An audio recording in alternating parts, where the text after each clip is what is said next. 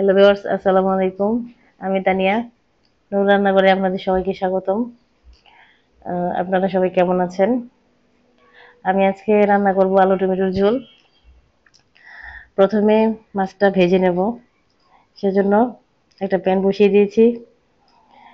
প্রথমে তেল দিয়ে দিব আর মশলা মাখানো মাছ মাছটা দিয়ে দিব এক এক করে।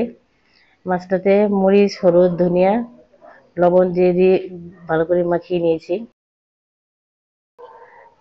মাছটা দিয়ে দিয়েছি প্যানে। তারপর মাছটা এক পিঠ ভাজা হয়ে গেলে, ভালো করে ভাজা হয়ে গেলে তারপর উল্টে পাল্টে দেব।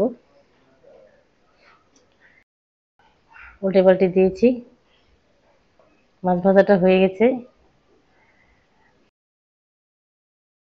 নামিয়ে নেব।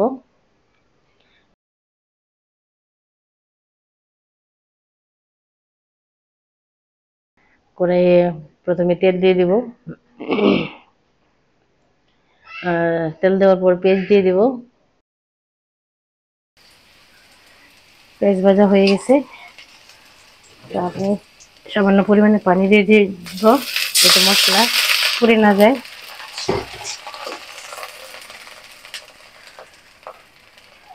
এবার আমি আদা বাটা 1 চা চামচ, রসুন বাটা 1 চা চামচ, 1 টেবিল চামচ লবণ, তারপরে 1 চা চামচ হলুদ গুঁড়ো, 1 চামচ মরিচ গুঁড়ো, 1 চামচ ধনিয়া গুঁড়ো, 1 চা চামচ জিরা গুঁড়ো দিয়ে দিব।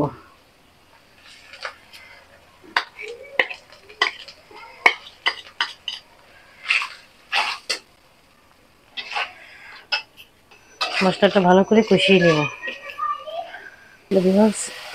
মশলাটা আমার ভালোভাবে কষানো হয়ে গেছে। দেখেন উপরে তেল ছেড়ে দিয়েছে, ভালোভাবে কষিয়ে নিয়েছি। এবার আমি টমেটো আর আলু সিদ্ধ দিয়ে দেব।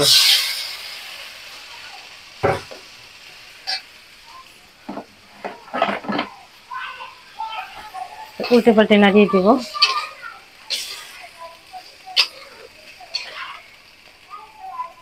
1 মিনিট কষিয়ে নেব। কষানোটা হয়ে গেছে, একটু পানি দিয়ে দেব। তাহলে 1 কাপ 1.5 কাপ পরিমাণ পানি দিয়েছি, আর আধা কাপ পরিমাণ পানি দিয়ে দিলাম। এখন এটা ঢেকে রান্না করব 5 থেকে 7 মিনিট।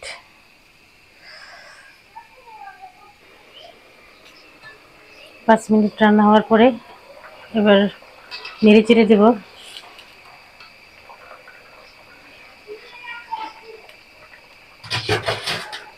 এবার ভাজা মাছটা দিয়ে দেব।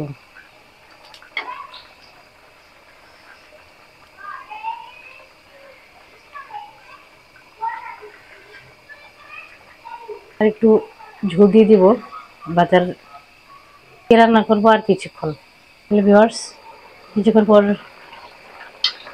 দেখছি মাছটা তরকারিটা হয়ে গেছে। এরপর যে লবণ টেস্ট করার সময় আমি টেস্ট করে দেখে নিয়েছি, তো একদম পারফেক্টভাবে হয়ে গেছে আলু টমেটোর ঝোল।